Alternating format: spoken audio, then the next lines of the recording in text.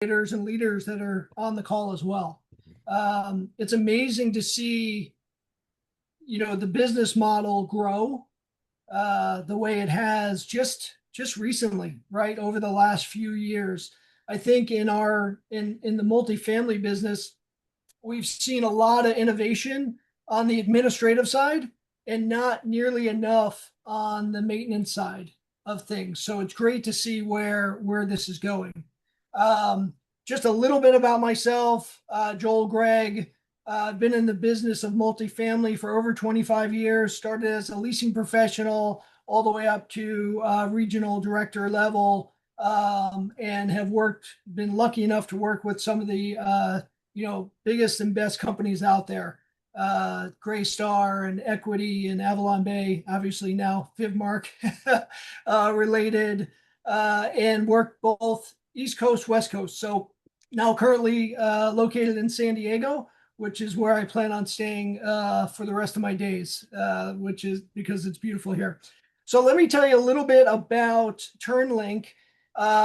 First of all, TurnLink, my goal when we first started it was to make sure it tells you what's going to happen and also intervene when things get off track. So I don't want it just to tell you, kind of what already happened, what's going to happen in the future. And so the dashboard tells everybody that on a daily basis, the managers, regionals, obviously the service supervisors or service managers with that as well. So, as we all know, the teams on site are asked to do more every day with less. And we really want them to have a tool that helps move things forward. Some of the key differences that we tried to build into TurnLink is one, the turn assurance. And later on in the call, we can look at it and see it gives a percentage of where you are in your turn. Like, is this going to turn on time? You're at a 99% chance of turning on time, or you're at a 50% chance, and this is why. And then also we have a patent pending auto escalation as well. And what that means is the properties will give us, say, 3 vendors for each one of the, say, cleaning, painting, flooring, whatever it happens to be. If the first vendor that they have ranked doesn't respond or declines the work, the system will automatically send a notification to the next vendor on their list without the manager, service supervisor, anybody having to pick up the phone, text anybody, do anything. It's automatically going to send it to the next vendor so that they're not missing time. So many times we've seen over the years, oh, they didn't get back to me, I got to call them, it's the next morning, that's another day lost. The system will automatically do that for you as well. And then vendors don't need to sign up for anything. They just get email and text where they can just accept, decline, whatever it is, propose a new date for that as well. And then the final thing that we recently added is a bid manager, because as we all know, as operators, we need to, every year, we want to go out to bid, make sure we're getting the best price, the best companies out there working at the properties. The bid manager works not only for the turn process and the annual, bid process there, but also capital projects, special projects throughout the year as well. So again, bottom line, we want to, just help the teams anticipate problems, automate the follow-up, and get the apartments turned on time. So that's it. Hopefully I was within time. You were. No, you were way over. So $100 for you too. But there you go. It's okay. Look, that's for everyone. I think, put a timer on your phone. What I wanted to actually do is to have a dialogue more than just the presentation. So try to keep within 3 minutes. Listen, no problem at all. It was the first one. So again, we're all learning as we're going. And I know that you love the product that you build. So I could totally understand. It'll be extremely hard for me to stay within 3 minutes to talk about something I'm passionate about. So questions from the audience. The way I want for us to engage is by raising hand or to literally just, speak up. or drop a line in the comments. I'm gonna keep an eye on comments too. At the end of each presentation, I'm going to ask you to drop your comment in the comment box and rate the performance of the product based on what you've seen from 1 to 10, where 10 is maximum. Jonathan, I want to start with you, sir. First question. Shoot. Okay, so my question would be how your product would handle live cost drift. So what happens when the scope changes and the price changes while you're trying to manage all these vendors? Yeah, absolutely. So, it depends on where you are in the process, but, we want the on-site teams to have as much control as they want, right? So what the system is going to do is let them know, hey, this has changed. Either one, the vendor didn't show up on the day they were supposed to show up. Two, they didn't respond when, within the certain amount of time. So the way the system is currently set up is the team puts in the churn right into the system. It goes to the vendors. And then, the managers kind of see what's going on. If like I said, it defaults to 2 days. If they don't respond within 2 days, the vendor, that they can do the work, it's automatically going to escalate to the next vendor on the list. Does that make sense? So that's the first part of what we do. When it kind of breaks in the system, when you go into the work order itself and you see there's an issue there, you can either resend it to the vendor. There's a quick button there, resend to vendor, or you can choose another vendor to send it to as well. In addition, so in this you can also particular scenario, I guess more specifically, I'm looking for what happens when the vendor does show up and starts working, and then all of a sudden the price changes on you. And price changes like on that day. Yep. Yeah. So, I mean, I don't have a specific part in the program if it happens that day, if the price changes. In other words, the scope has changed from what was originally part of it. So the program right now doesn't have a set built into it, a set price change. That's something that would be worked out throughout the contract. Does that make sense? How does the vendor update the contract? Is that done through your portal, or is that handled person to person? Like, where does the software come in on updates to those numbers? Yeah, that would be handled person to person on that day that they're working with the vendor. Okay, thank you. Great question. Next question comes from Tyus. Please, sir. Hi, everybody. How's it going? It's been a minute, but I just had a question on the tracking process of it. Is there like anything like for before and after photos? Is there I guess, a summary report at the overall end of it, or how does that look?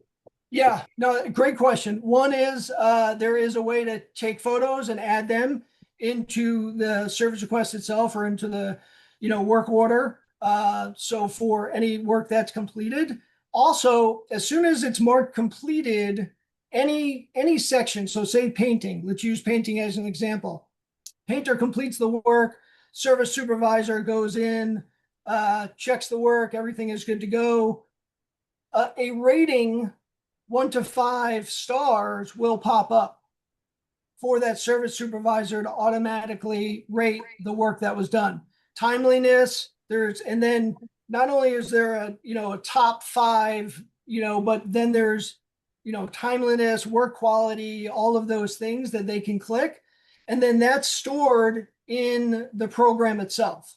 So then you can really have real discussions. Over the years, I used to go to properties and they'd be like, our painter's not great. And not to pick on painters, by the way, they're amazing, but just to use an example. But there's no concrete data that they're looking at why they want to change. What the program does is it shows exactly, oh, you know what? They did really good quality work, but their timeliness was not great, or They didn't always show up on time. But there is a way to show that before and after photos in there as well. Does that answer the question? Yeah, it does answer the question. And then I guess the other part would be invoicing. That's the only thing that I've had trouble with vendors recently is just getting the actual invoice to come in. So is that built into your software as well, or how does that look? Yeah, we don't have invoicing built in currently. It is something that we're working on right now, looking to build, and we should have in the next 30 days. But currently, invoicing would go through an ops or through, whatever system that you're using currently. But it has been a request from others as well, so that's why we're building it out. Fair enough. Thank you. Next question comes from Mike Cook. Mike, please. And welcome back. Yeah, thank you. Is there any integration with property management systems to pull, like a notice unit to where it already schedules before move out? There's not currently. So we're just starting, we're a startup. So as we start working with clients, then we'll work with Entrata, RealPage, all of them for exactly that. As soon as the notice goes in the system, it will flow into TurnLink and it'll start the process. So, and by the way, Mike, that's a great view you have there. I love your office. Thank you. We're taking a question from Vinny now. How you doing? Yeah. So, is there a time in the turns that they are in conjunction with speaking with the staff directly if there are any like predisposed issues, pre-existing issues with the apartment? So say like the maintenance service manager or maintenance supervisor walks the unit upon move out and discovers, issues within the apartment, and they need to get ahead of the game instead of coming in from behind with a change order. You know what I mean? Yep. Yeah, absolutely. And I'm so glad you brought that up. So yes, and right within the program itself, within the work order for the churn, we built in so it has the contact information directly in there, so they don't have to go and they don't have to search for it. They can send a text right from there. They can send an email, or they can just call directly from there. It's a live link. They call there and they can talk to the vendor directly as well, because we know. Listen, we would all love to build a product that's perfect, right? And I think Adrian mentioned this before, that service supervisors can sit in their office and they can drink coffee all day and eat donuts and don't have to do anything. But that's never going to happen, right? Which is why they're there. And so things are going to happen. But what we wanted to do is make it easy as possible for when they do need to contact somebody, the information is right at their fingertips. Oh. Joel, I'm gonna have the last question before we move to the next presentation because we're up on time. And for the purpose of next presentations, I think I want to get the group's feedback. You could type it in the comments. Would you rather like to see maybe just two presentations in an hour? Would you prefer to extend? Would you prefer to extend?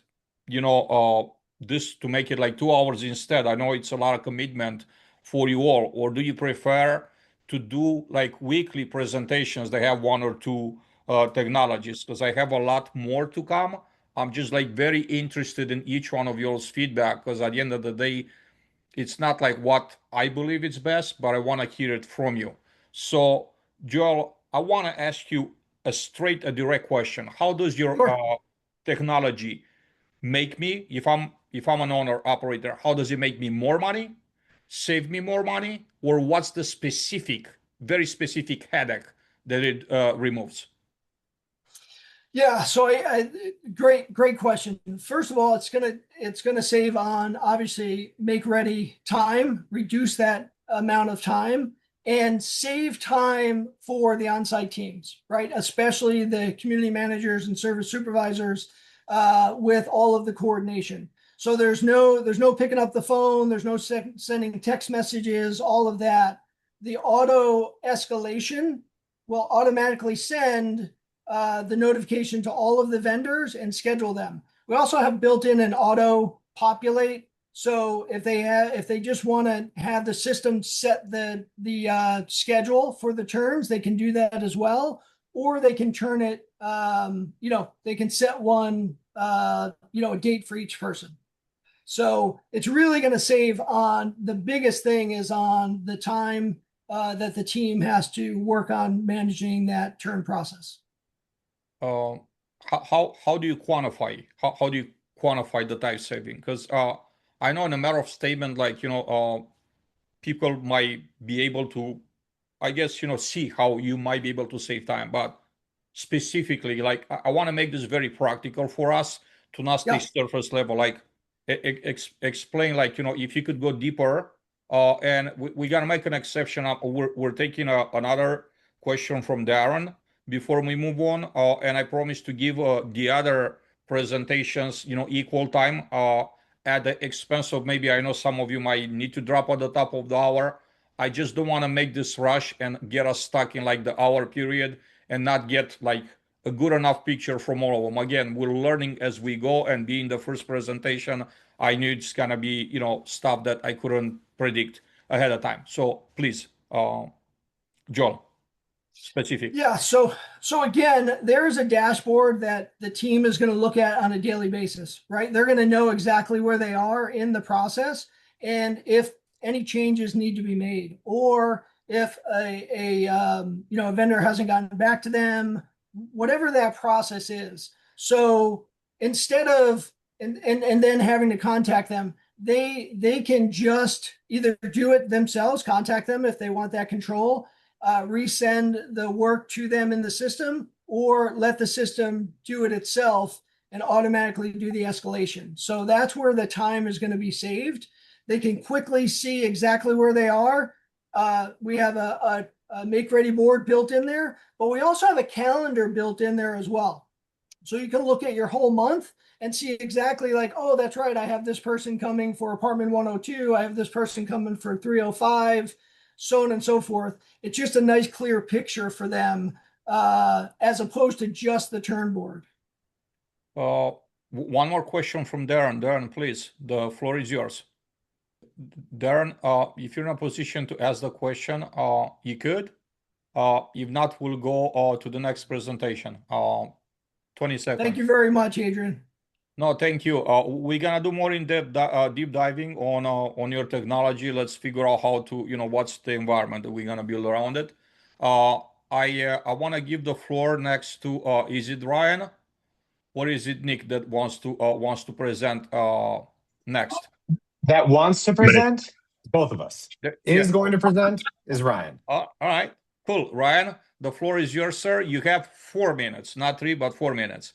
And then no worries. We might be able to start accounting because Nick is paying for everything extra. So go ahead, go for about like 35 minutes. That's, I was about to say, let's rack that bill up, okay?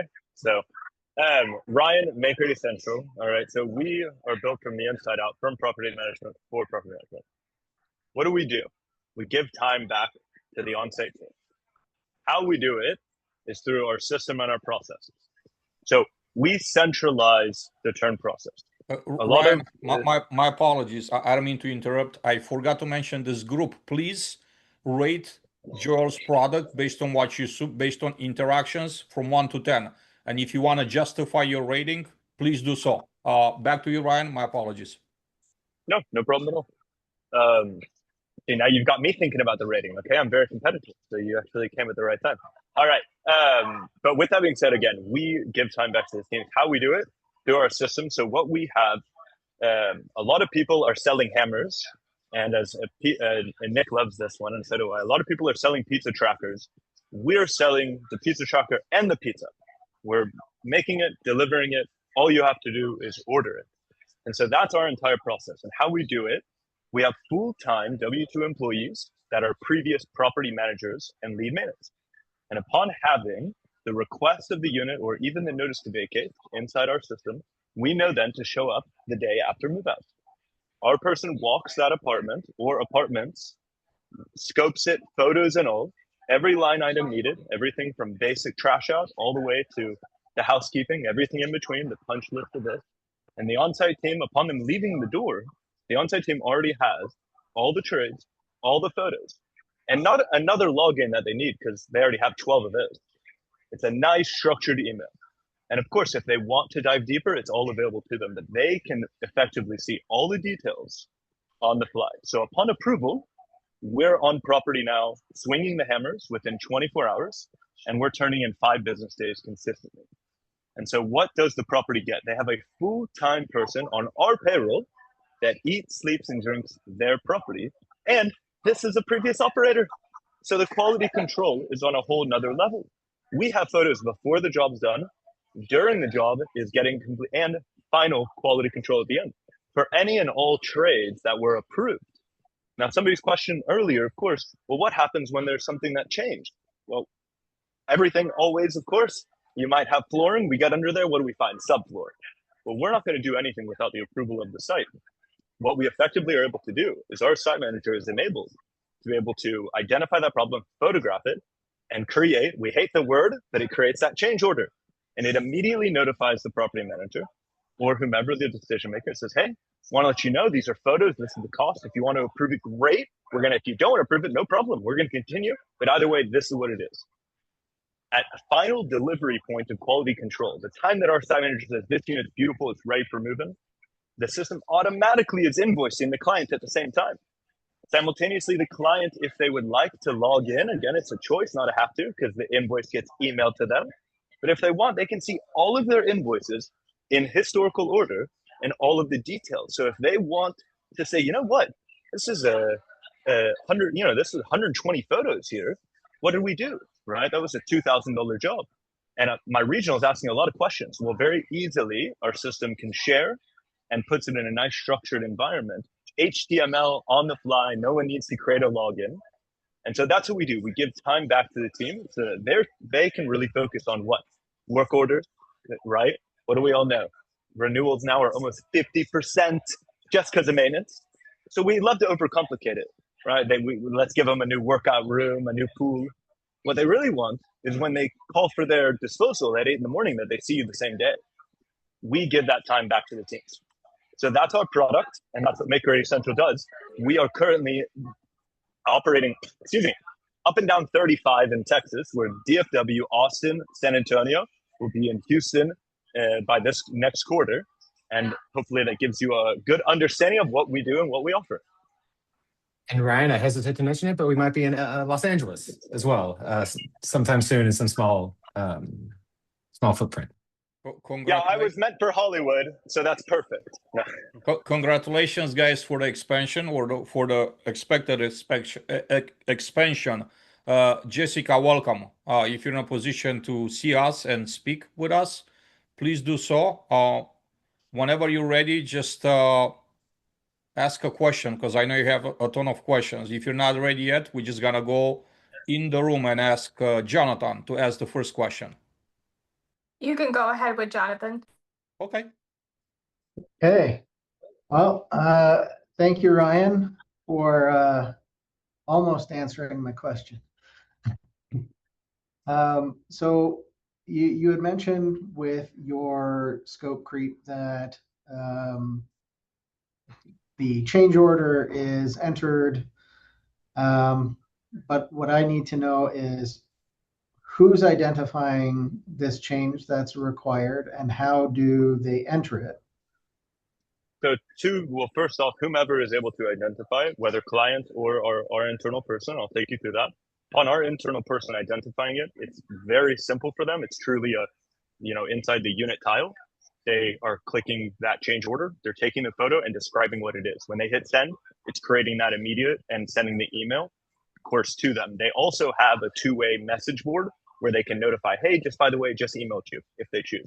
As far as the client, very easily as well.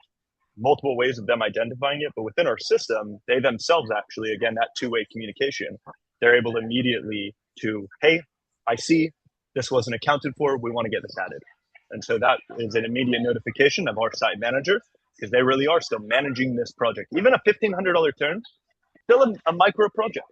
And that's what we're doing. We're taking these projects for them, taking it off their plate. So upon whomever identifying it, the end goal though is that we are the one managing it from start to finish. Next Okay, question. so assuming that that gets entered and gets sent to the owner or the client, what happens if they are the delay? So that's first off, we have a lot of different ways of communicating with our client, and of course, there's nothing stronger than going in the office, right? And our site manager is held to that 5 business day standard, so they are incentivized to get this going quickly. So, real example and a real story: if at 12 o'clock they've identified it, by 3 o'clock they haven't heard, they're probably inside that leasing office before 4 p.m. And so that's historically what we've seen. But really, I mean, we're pointing all points, whether it's our system, on a phone call, emailing, a text message. Like all businesses, our site managers have built really strong relationships with the operators of these sites. Okay, so the more technical aspect of this, assuming that's the contractor that has identified this need for a change, is this an app or web-based?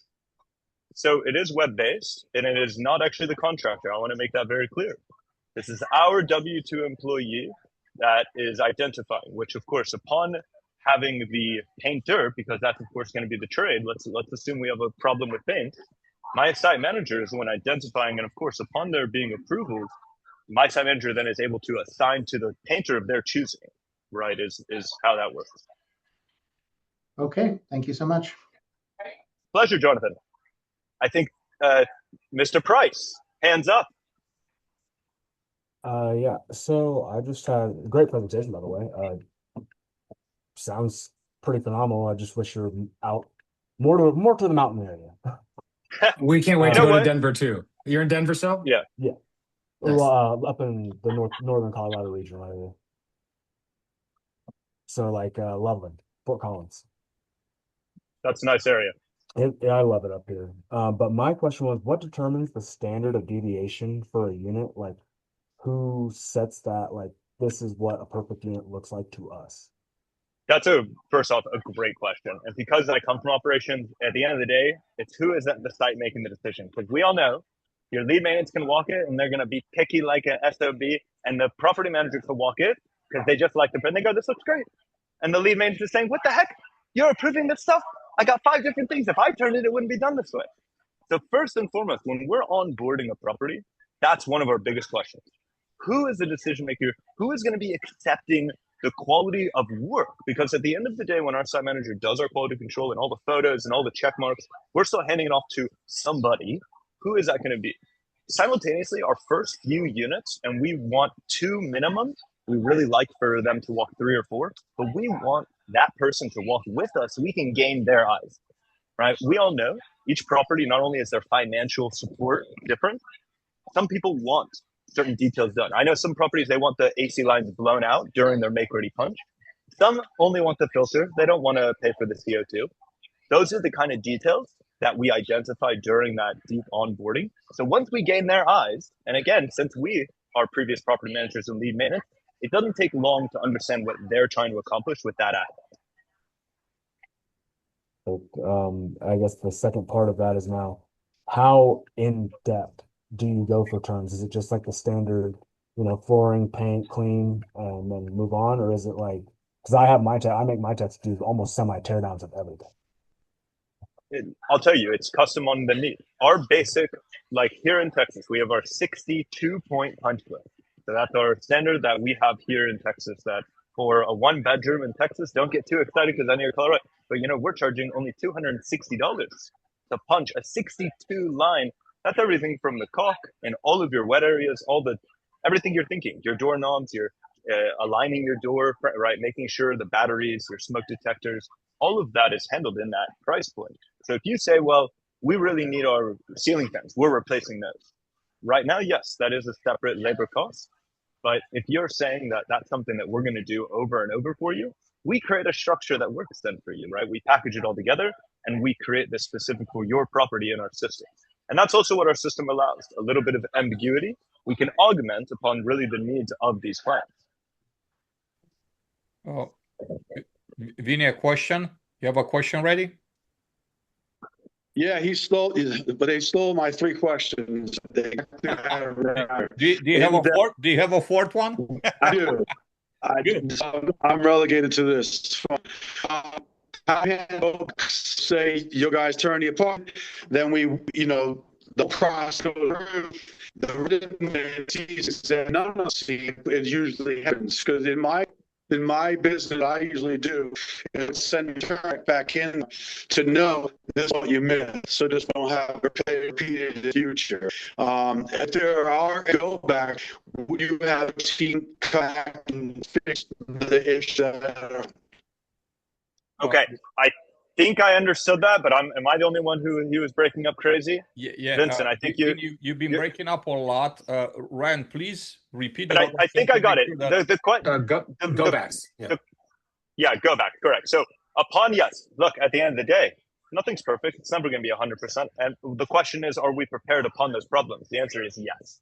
That site manager is responsible for these projects, and simultaneously, they're incentivized to complete them. I will say right now, we're at 96% of no go backs. We have 4% is where we're at right now over the last 60 days. So really, really cool to see. But hey, that 4% is very real, right? So how does it get handled? First, upon notification, our site manager is there on property to because they themselves, the quality control has already been delivered. So if the client's not happy, that we're going to reverse that quality control upon those trades, and then of course reassign so that we can fix it. That's how we handle it in system, but in practicality, that's also from the human flow. So hopefully that answers your question. Yes. The next question is from Jessica. Jessica. Hi there. My question is going to be a couple parts.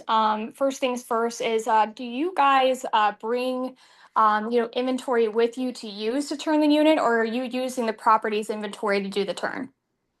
It's a great question, Jessica. And you know what? We let the property choose. We have our system designed for both. We can provide with materials, or we can go labor only, right? And the system is built with that in mind. So for example, we'll make it very basic. We provide an estimate just for a paint. If you say, I want this labor only, well, it's going to tell you, hey, we just quoted you 1,000 square feet. We need those 5 buckets, and we need the 5 gallons, and it'll tell you 5 gallons is what we need. And of course, if we're then providing it, the estimate shows you the cost for those 5 gallons in addition to the labor. And does your platform then update the inventory on hand if you are taking from the property's inventory? No, currently we are not inventory managing their inventory. However, we are starting that build out internally. And as far as offering it outside, I don't see that being too far behind. Okay, and if there's ever a case where they can't, locate inventory, or there's a question in which the inventory was used and allocated, how do you prove that? Yeah, a lot of the times from inventory, fortunately, and what we like to do is create structures of what is, right? Because a lot of what we're using is the paint, right? MakeReady materials, right? We don't need AC, right? What we need is the caulk. So a lot of times what we have found is actually upon, the beginning, we're able to set up centralized locations at the properties when they want to provide the materials. So I'll use an example. We have a relationship here in DFW where we use the garages. That's what they prefer at their properties. So the garages are specified with our materials. What's great is our site managers have such a deep relationship. Upon them providing that estimate, they're telling them in the estimate what's going to be needed for that make-ready list. So they're ordering, we're picking it up. As long as there's really no difference in that delta, which right now we haven't found, it seems to run very well, but it's all documented in the two-way communication. Okay. My other question would be is if you are using integrations right now to layer on top of property management systems, and what's your bilateral direction of API data back and forth between your system and a property management system? Yes, as soon as we are ready to pay the money for the integrations, we will be. But oh my goodness, does Yardi want to charge an arm and a leg to get access to those APIs? With that being said, though, our system is built. It's open API. We can hook in really to anything. We currently, though, already have, which we use it internally and we will be offering to clients, we already have MCPs built out for example, Claude, where you can connect your systems into it. So where we can, we are going to be continuing that approach. So with that being said, because not everybody is tech savvy or has somebody available to use a Claude skill set to be able to do that, so they're manually having to go into a platform to then see work and put in anything manually? No, not necessarily. Because of the email, that really the communication, they're updated in that format. If they would like to log in, they can literally track the unit on a calendar basis or even on a timeline. It like kind of shows you like a package getting delivered.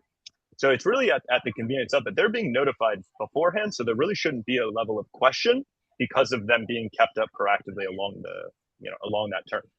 So I was on Probably property for 18 years and I was not in front of my email every second, and you guys only do a mobile browser version, correct? There's not an app. So if I'm not getting notified, I would want to log into obviously a platform to take a look if I'm not sitting in front of you know, my email constantly, or I'd have to go and get an update from my maintenance supervisor because it's not like a notification or alert or a badge or something that would tell me that there's communication Yeah, ready for me to view. 100%. The system actually is text message is also going to be, we're right now with Twilio getting that set up. So they will have the text message notification as well. They can hook into. And as well, as far as notifying on the phone, we actually have found, and we're actually testing it right now, where the web-based, we're still able to get notification on the phone. So that actually has been very exciting. And our clients actually should have access to that by September. Awesome. Jessica, great questions. Thank you, Ryan. Thank you all. There's Ryan, there's another question from Jonathan in the chat, if you don't mind answering there. We're now going to vote on MakeReady Central, so please share your votes. What's your rating? 1 to 10. 10 is the top, like maximum rating. And Anthony, are you ready to go on camera, sir? I am. Yeah, hopefully my camera's on. Can everybody see me here? Yes, Yes, sir. welcome. We will be giving you 4 minutes, just like the first two guests. You're gonna get 4 minutes to do the intro, and then we'll have some questions ready for you. Cool. Great. Yeah, look forward to it. I'm Anthony. Good to meet you. I'm with Turn. John Potabom, you see there, he runs product over at Turn. And similarly, I don't get to say that often, but we also are a make-ready technology platform provider. So cool to be in the same area as everybody else. How I ended up here is I've spent the last 4 years working with my family business, and what we do is we're vendors for the make-ready process, specifically commercial cleaning. My background after school was in startups, and I went back to join and grow our family business. But what I saw in that period was a lot of frustration with property management teams who had the tools of texts, calls, spreadsheets, and predominantly the whiteboards and the same tools that they have in uh, just antiquated environments that are extremely frustrating to deal with multi-millions of dollars worth of assets. So the inception point of Turn was that property managers who I grew up around, that I know, I love, their friends, are extremely stressed out because they haven't had the tools to execute properly on these high leverage timelines. So what we built with Turn is a coordination platform that coordinates from move out to move in, specifically with the vendor experience in mind. I think that's something unique about Turn is when we came up with this idea, we were also speaking with the vendor teams we know, our experience from the family, the business that we've been growing. But what we've seen is like there's a lot of strong technologies out there, but if it's for vendor coordination, if the vendors aren't using it, what's the point? How can you have a live view of a status if you can't get a vendor to respond to a text or a call or an email? So what we built Turn is an effort to coordinate that and also schedule for the property managers. So what we take is everything from the property manager's view, all of their notes, sizes, units, and they have the dashboard built out, like you'd see a digitized make-ready board.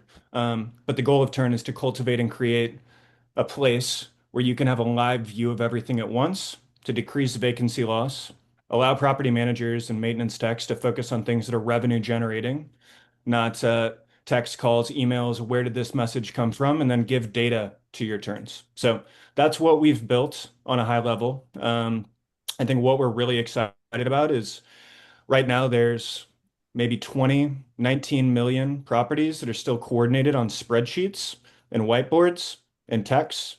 And this market is so green. There's such an opportunity to provide something that works and is efficient.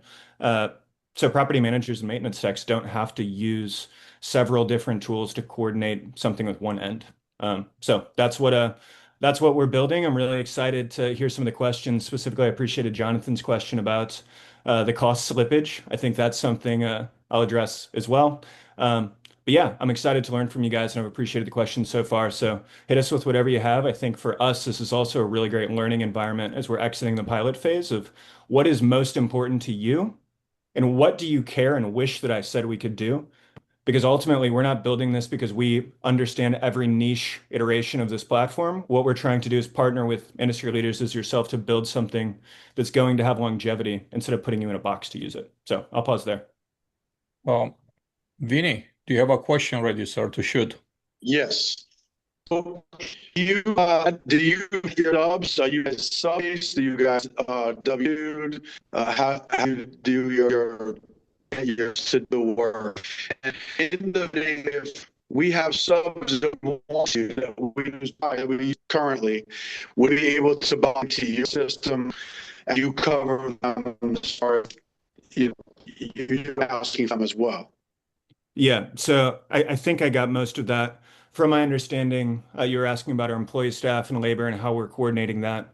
We do not provide the work. So, like MakeReady Central, what they're doing, we're not actually providing the work. We're the base layer coordinating that. So, we do have an app that vendors have access to. We coordinate everything with 2 clicks for a vendor to accept, deny, or reschedule a job with alerts for them, so that they're actually doing it and responding to that. But we're coordinating all of the vendors that you're currently using and providing you data on their performance. We're not providing the actual labor.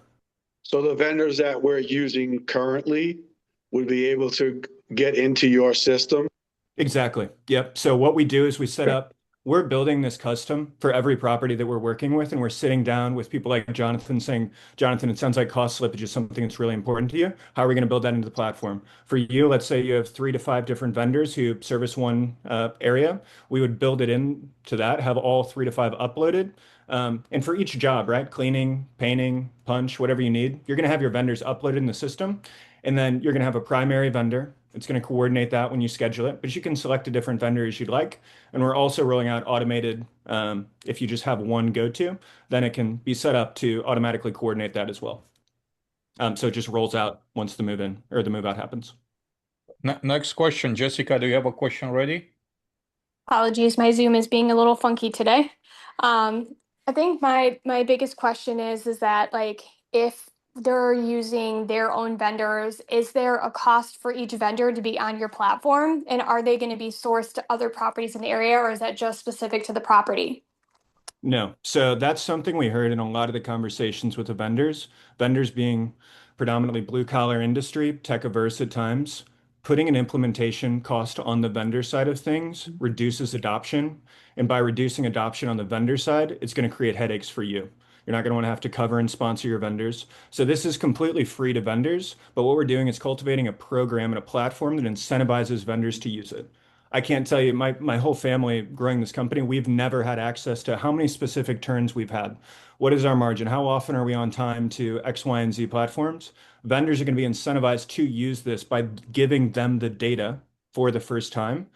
And I cannot tell you how many hours a week I have spent trying to decide if something's a 6 or an 8 or a 3 on a whiteboard, not knowing if it's up to date. Is the text ready? So it's a source of truth for the vendors. So it's free for them and incentivizes them to use it, because often what we've seen is vendors aren't necessarily pining for the next tech to use, which is why we built it for them to use, but there's no cost associated. Next question, Jonathan. Well, let's hope this is a simple one. What happens if all the vendors say no? And reject the job? Don't have a vendor. Yeah. So what we have is all of the vendors across the metro marketplace that we're in. You're able to invite a new vendor if there is one local in your area, and you can invite them to that job. So the onus is on who? If no vendors raise their hand and say, yeah, I'll do this job, is it you going out to find vendors, or is it the owner? Who's responsible for that? Yeah. So what we do when we onboard you is we upload all of the vendors that you're currently in relationship with. That could be people you've considered doing business with. That could be your current vendors that you might have a contract with. All of those are going to live in your system.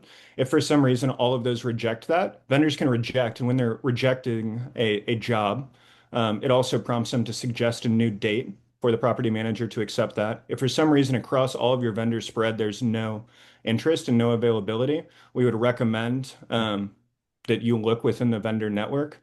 But I would imagine that would probably be a pretty systemic issue if for some reason there's no vendors available at that specific date. Oh, it happens. So I guess I'm curious, is that like an automatic process, or is that something that somebody would have to notice and go, hey, there's been no movement on this. We've got no vendors.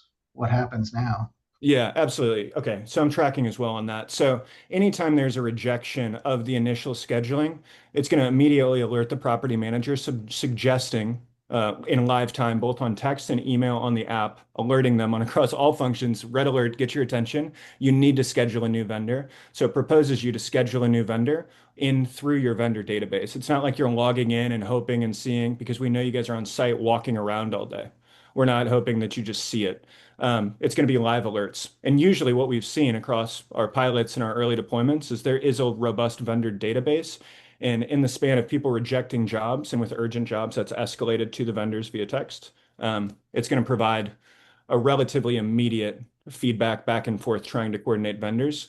But I would be interested, and we could follow up offline on this, like ideal situation, how that would be resolved, because we haven't come across an issue with multiple vendors rejecting the same date so far. So that'd be interesting to hear a little bit more about. We have three hands raised. I want to take you all three before we move to the next presentation. Mike Cook, I know you had a hand up at some point. Are you still around? Do you still want to shoot a question? I found my answer. Okay, fair enough. I'm gonna go to Chad. Chad, you're up next. All right, thank you. For the you said that you could set your vendor, like if you wanted a primary vendor to get notified first. Yep. My question to that is, are you allowed to like have tiers of vendors, meaning, hey, we want to notify this one first, give them so many amount of hours or a day or whatever to reply first, and if not, send it to the next, say, two vendors on your list. And also, if the request goes out to multiple vendors and one accepts, does it send another message to the other vendor saying this has been fulfilled?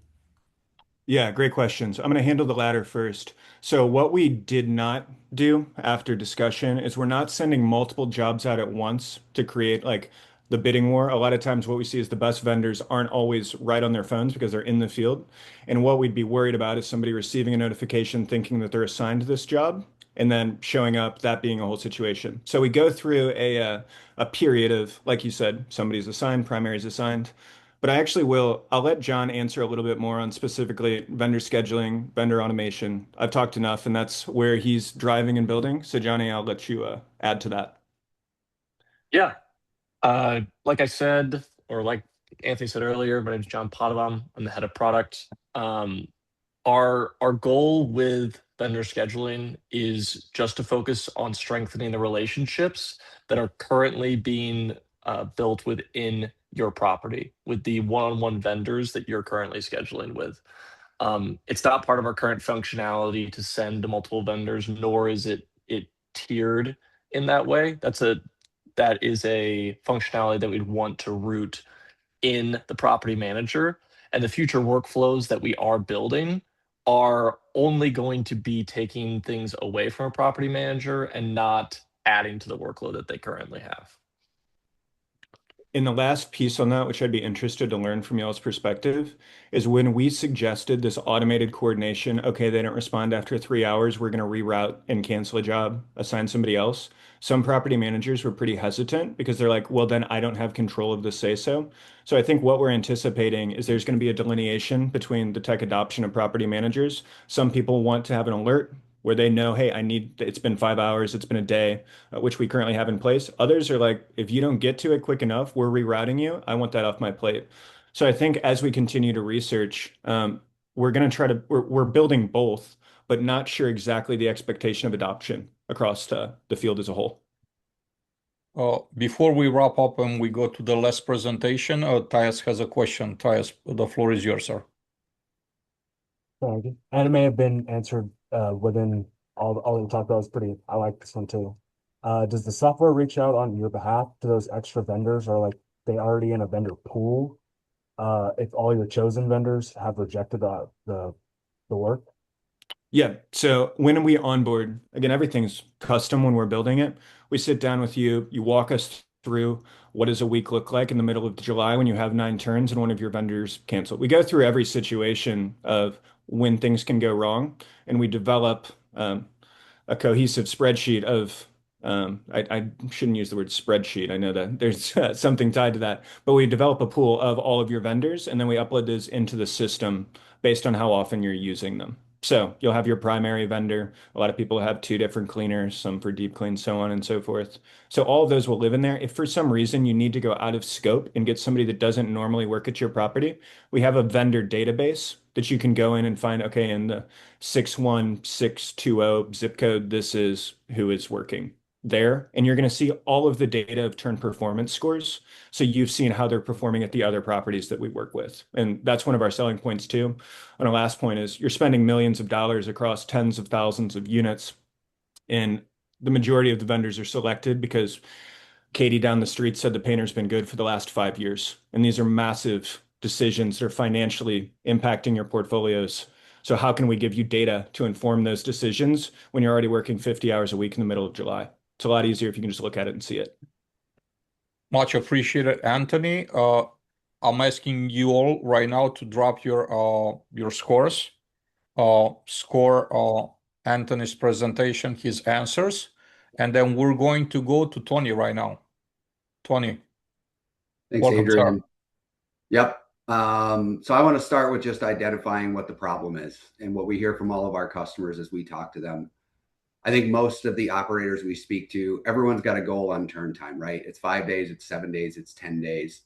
The reality of what we're hearing across the industry is 15 to 30. 18 to 20 seems to be the sweet spot of here's how long turns are actually taking.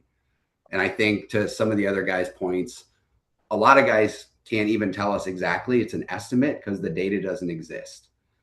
And the reasons for that are all the things you guys know, right?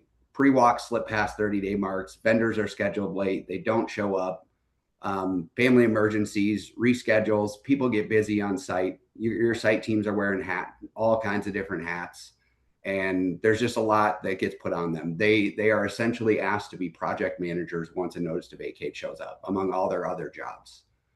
On the vendor side, there's a lack of standardization. Who's using what vendor?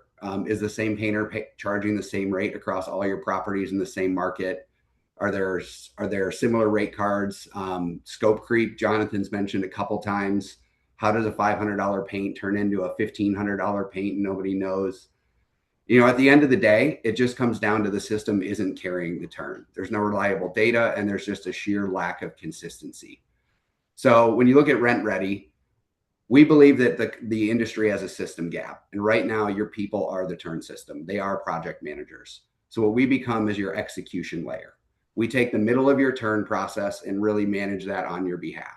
So how that works in our platform, so we're integrated with all the major property management systems. So as soon as that notice to vacate hits our system from Yardi, Entrata, RealPage, et cetera, it's going to automatically pre-schedule a turn 60 days ahead of time. As soon as we get that notice to vacate, all of those items are scheduled. And how that gets scheduled across your services is we also bring on your actual vendor set. So we bring on your property, we're going to bring on your painter, your cleaner, your resurfacer, your punch vendor if you've got one, whatever it is that you're using. And we really onboard them. We bring them in through essentially an RFP process. We're going to set standard rate cards across all those vendors. So if you've got Joe the painter in Dallas and you've got 10 properties in Dallas, they're all going to be charged the exact same amount. Jonathan, to your question earlier, we're also going to put prices on all of those add-ons, ceilings, cabinet paint, drywall repair, you name it. No longer can a vendor just say, here's a number. This is what I'm going to choose.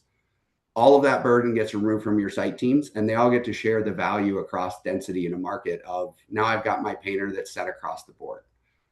We onboard those vendors. We show them how everything works. They do have an app. They can check in, check out through work, and we're able to see when those start as well. So now we've got a turn set up. We've got a vendor set up. We know who's going to do the work. There was a question earlier about how do the vendors get selected. There's a whole algorithm, pick your favorite, highest quality, lowest price, et cetera, that works through the process.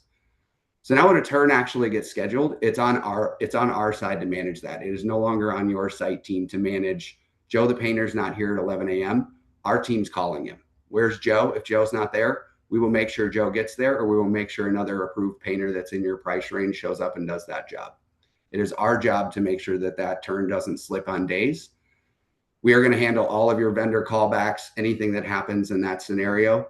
We also run a quality check at the end of every service. Painter finishes, they click done, it pops up with a Zoom video. We actually check against, what do you call a standard paint? Did they complete it? Is it done? Is it done accordingly? We also pay those vendors at the end of every service on a net 10, 30, or 60. It's up to them. We pay them direct. We are going to send you on your property a single invoice for all services for that turn. So it's just one item to pay. We become essentially your turn GC and your vendor of record. We also help with compliance and insurance on those vendors if necessary. If they can't carry it, they'll come under our COI. Last but not least is that spend control and scope creep. No one can add anything onto a service unless you add it ahead of time before them coming for that job. Or if the vendor's in there and they see drywall repair, because I took the picture off the wall and there's a big hole, they have to take a picture, send it via the app. It goes in via text message, email, and app to that property team. They can review pictures, amounts, click save. It all goes into the document. It all goes into the invoice, and they're able to proceed. The questions come up a bunch of times. You cannot add anything to an invoice in RentReady unless it is approved by the property through a couple different versions, but it cannot be added by the vendor without approval. We've got 30 plus operators on the platform. We average under 7 days a turn, 97% schedule reliability, and a 98% quality score. We're seeing 10 days cut from turn times, $100 OPEX recovered per turn, and over 8 hours saved per week on the turn process for site teams. I'll throw it to you, Adrian. Okay, thank you, Tony. Jonathan, a question? Of course, but this may be more in Jessica's line. So if she's got questions regarding integrations, I would prefer to defer to her questions. Jessica? I think my curiosity stems from like with the layering, and you've talked quite a bit around data. Are they able to source that into a different middleware to obviously feed their own analytics, or where are you guys featuring that data, or is it a manual process today? How are you transferring that bi-directional API data back and forth? Sure. Right now, it all sits in a dashboard. Full transparency, I'm going to have to ask about the BI dump. I assume we can. I don't actually know off the top of my head. But there's a dashboard in there where I can tell you if your turn takes 6.6 days, here's exactly why. Time to first service, basically notice to vacate, walk, time to paint, time to clean, time to service completion, you name it. I can tell you exactly from your portfolio down to a region, down to a property, down to an individual unit, why, how long that turn took, and exactly what drove that result. And then when you're speaking in regards to the like vendor sorting and things of that nature, like if they're using a vendor network, what is your scale of reliability or rating that you would go after for vetting to meet the quality and standards of the properties? So we're onboarding the vendors that the properties are using, and then they get to use those across the property network. So if you've got density in a market like Dallas is always a good example. You've got 6 properties and they're using 4 different painters. You can use those across that property network. There's a couple ways that you decide which painter is going to take those jobs. First off, we measure capacity. You can't schedule the same vendor for 40 units in the same day. It's not possible. But it will always go Joe the painters first because he's the favorited. And then it'll go Tony the painter and Rick the painter and so on and so forth. And it starts to stack based on quality, which is a measure from the properties, reliability, a measure from us, do you show up? And then there's a couple different price categories and capacity that go into it. So it sorts out through that algorithm of who it's going to choose. So you don't, go ahead, Jess. I was gonna say, so you don't have like for example, like my vendors are busy for a job that I need to have done. You don't have like a queue of people that we could essentially choose from? Yes and no. It depends on the market. But if we bring on vendors from Rick and Chad both bring on their properties in a market, and we bring on all their vendors, they can get shared across that market. There are some markets that we do have supplemented vendors as well, and if we know that's a need, we will also do that. But generally speaking, it's vendors from your side and then sourced from other properties that are also bringing vendors onto that network. So it's a larger pool than just what you bring. And then how do you guys handle the compliance pieces of this, like liability insurance, payments, all of that? How is that handled? Yep. So whenever we onboard a vendor through a property, we are first going to ask what is their requirement, so that every time we onboard a new vendor, we check and make sure that they are compliant. If for any reason they're not, we will put them under our COI so that we cover those insurance requirements accordingly, because we become the vendor of record essentially. And do you guys integrate with the property management systems compliance platforms to feed in the data for the vendors in which we use, or is that something that would a manager have to essentially manually do? A great question. I would have to verify, because if I try to answer it, I don't want to be wrong. Fair enough. That's all, Adrian, for me. Thank you, Jess. Tyus, questions? I think Jess going to ask most of anything I would have asked, so I like it. Making it easy on us at this point. Yeah, I think we got everybody tired, right, Tony? So nobody wants to ask any more questions. If you guys change your mind, I actually have a few. So turnover on a maintenance side, it's a very well-known issue, right? And people are thinking, Jimmy just walked out or got fired, and then we're looking at the MakeReady board or whatever system of record we have, and we can't really rely, right? Jimmy was a slacker. We can't really trust, right, what Jimmy did. So we're gonna put our boots on and start rewalk the entire inventory. Is there anything that you guys do that your technology does that kind of prevents from us or like help us, avoid walking this, this property over and over again and looking at the inventory and like aligning the records that we have with, what we're seeing in the field, right? Sure. Yep. And this RentReady really protects that turnover process on the sites, because it's pre-scheduling turns 30 or 60 days out, depending on what your notice periods are. So Adrian, if you walk off the property today and I walk into the property, I don't actually have to do anything. It's all pre-set up. The app and the web-based side of either one that you use, you just log in and you're like, oh, look, everything's done. Here's when my paint comes. Here's doing my paint. Here's when my clean is happening. There's nothing to reassess. There's nothing to change. It's really an automated process, so that no matter who walks in, even if it's a temp, for example, your turns are going to happen no matter what, because we are managing those on your behalf. It's not you managing it. It's not me managing it. It's the RentReady operations team managing it. One of the fears that, operators have is that here we go, Tony showing up and he wants to give me another beautiful dashboard. I already have 20. I don't look at any of them. More reports, more dashboards. Like, I don't need to be sold on any of this. Is it so?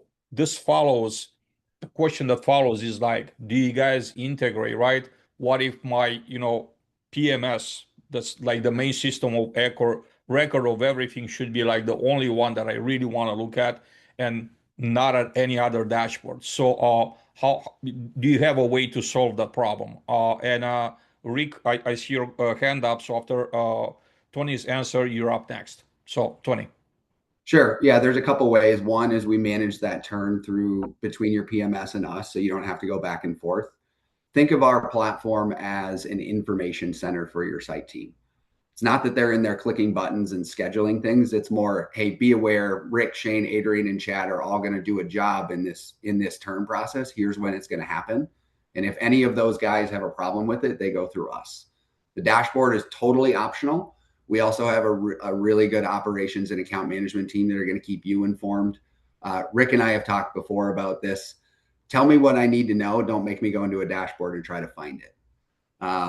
There's ways we can deliver those. You can get reports out of there, but it's all there if you want to. There's a whole bunch of buttons to click, but we're going to keep you informed through our operations team, so you don't have to go find it and think about it. Currently, whom are you integrated with? Like what PMSs? Yardi, RealPage, and Entrata. Yeah, the big three. Yep. Thank you, Tony. Rick, the floor is yours, sir. Next question. I just want to add, there were a couple of really valuable questions related to this. One goes back about 5 minutes when the question was, how do you get the data export into a company's existing BI platform? And I think that's a corollary to the question that was just answered, or the point you just made about us all having like so many dashboards, like, and just like our site teams don't want to have to log into 12 things to do their job, we don't want to have to log into 12 things to watch them doing it either. But I have been looking at RentReady for a while now, and Tony's new there, but they can export their data. And just by virtue of that, that means that any of us that have sophisticated BI platforms ought to be able to accept it and put it in our data lake and have it on our own systems and have it be congruent. Yeah. I assumed we could. I just didn't want to answer it without being wrong. Well, Tony, even if you don't, you will. Fair, fair. One more question here, Tony. The proverbial mom and pop vendor that comes to the office 2 months later, drops a stack of invoices on a manager's desk and say, "I need to get paid today," right? The manager looks at the stack, is like, 90% of these invoices are for work that was done before I even got here. I've been here for a week, right? They're looking at invoice by invoice, is like, my turn's supposed to cost like $500 a paint. This invoice for paint and extras is like 2,500. I think I got the wrong career. I'm in the wrong business here. Probably I should be starting a painting company. And this happens over and over and over again. And they kick it up to the region manager. They're pulling their hair out, and everybody's like in a panic mode, trying to like peel the onion and like get to the truth. Is there anything that your technology does, your systems do, that solve some or all the entire this problem? Yep. I think the first one, and it's come up on each conversation, is how do we control that scope creep up front? How do I know what that unit is going to cost before somebody walks in to do the work? So you guys are probably all doing some version of a notice to vacate walk, whether it's in a Happy Co, a site plan, whatever it is that you're using. We have a version of it too, but you can basically pre-scope a unit ahead of time to say, all right, I know I've got a standard paint. I know I've got ceilings, and I know I've got drywall repair. Put all those in, pre-scoped ahead of time, you're up and running. Vendor walks in and says, hey, I found another thing in here. They can send that add-on request to the property so it gets added to the scope. When that unit is done, the invoice comes to us. We automatically pay your vendor out right out the gate so that you don't have to worry about it. And we send the property one invoice. So no one can add anything that the property didn't either add themselves or approve manually. And you don't have to worry about the invoice because we're going to put it all on one piece of paper for you. If I was to call you like a GC for turns, would that be like accurate to describe the technology, or like what your guys doing? Yep. That would be, I would say that's a good way to describe us. We're the GC of the turn. We're not performing the labor, but we're making sure all the labor gets done. Also the aspect of plug and play, a lot of technology, and I'm not trying to suggest any of the technology that was presented today, because that's not the case. Generally speaking, technology is being presented as the saving grace for labor shortages, whatever. You take this magic thing, you plug it in, and all of your problems go away. Whether you're running half a staff, short staff, the technology does the magic for you. What would you say? What would you say if I'm asking you, like, tell me in a nutshell, right? Is this a technology play? Is it a technology and humans behind it? What does it look like from a technology standpoint? What's the experience like if I'm an operator? Yeah, I think we all know that we're in a people business here, but also we need to use technology to supplement that. I tell everyone that I talk to from RentReady's perspective, we're going to do 90% of the work. We need your site team to do 10. I need you to do a notice to vacate walk in some way, shape, or form. Someone's got to do a punch. There could be a vendor, but if it's not, I think most people do them in-house, generally speaking. And I need a post-service walk. All services are done, the turn's done, go walk that unit. If we can manage those three things on site, we take care of everything else. The other people aspect is we're not relying on technology to control that turn. We have people in the background that are really managing it on your behalf. You want it to be a 7-day turn. We have people on the operations side that are going to watch that turn like a hawk and make sure it meets 7 days. It's pretty rare that we're going to get outside of that. That's how we end up at a 6.6 turn day average. It's not just, hey, Adrian, be aware this thing is not happening right now. and you need to go fix it, it's our team going to find the person not doing that work and making sure that it gets accomplished. So if my painter Jimmy is supposed to be here at my property today at 8 a.m. and it's like noon, and for sure I know Jimmy didn't show up. On your end, what does that look like? How do you know that Jimmy didn't show up, and what do you do about it? Sure. Yeah, so the vendors have an app that they basically just clock in, clock out. We geofence the property.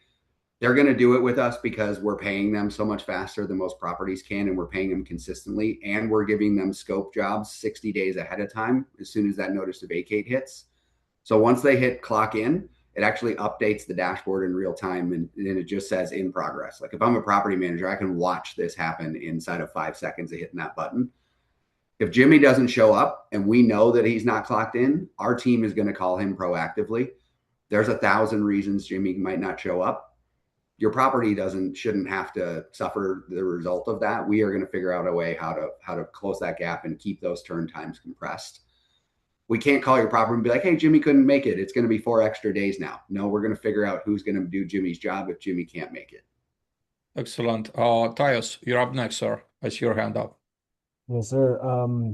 Just a couple questions that developed just as Adrian talks, it stirs up more things. What exactly do you handle in-house versus subcontract out? It's totally up to the property. So we actually set up the turn based on each individual property. Even in a portfolio that's got 15,000 units, there's no way that every property turns units the exact same way. So it's the first step is we schedule a turn. What are the steps? Who does what? To your point, Tyus, you might have punch in-house, you might have punch outsourced. You might have even painters in-house versus outsourced. So we ask you up front, what does that look like? And we set that up per turn accordingly. And how do you handle vendor access keys and stuff like that, like getting access to the units or Sure. because not every property will put on a turnkey. Yep. Yeah. And inside, if anyone's ever done self-guided tours through any companies or seen it, it's very similar app interface. Here's the property, here's the address, here's your directions, here's everything you need to know, here's your paint details. But it also shows, how do I get on the property? Where do I park? Do I have gate access? Do I need to go to the property? Do I just go to the unit?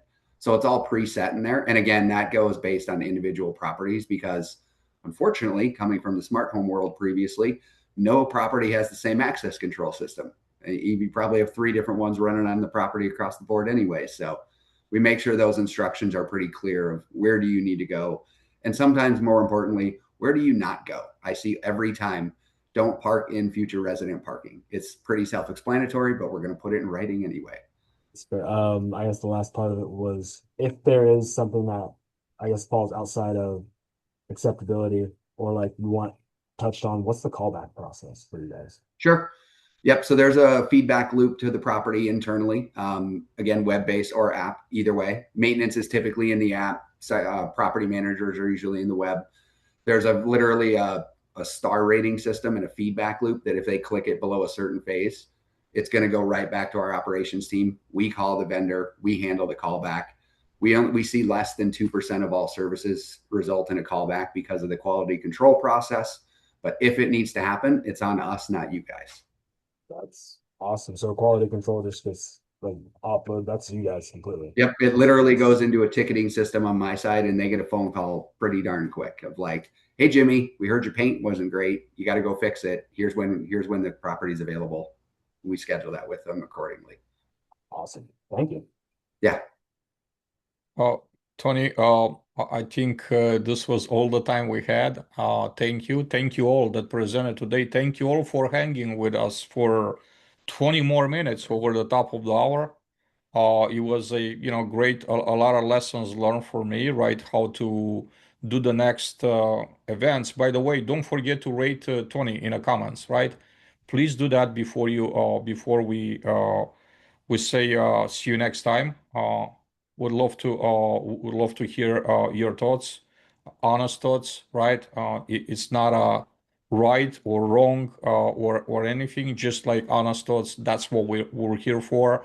And every person that's been, they've been very open with their product, what it does, what it doesn't do. Thank you all so much. I appreciate it. I hope to see you 2 weeks from now, all of you, and maybe more of us, I love to just continue the conversations and keep digging into technology because it's an incredibly critical piece of what we're doing for operations, and we need to like resurface what's working, what's not working, what's the best solution for each. It's not a one size fits for all. So thank you all once again very much. See you in a couple of weeks. Take care. You guys.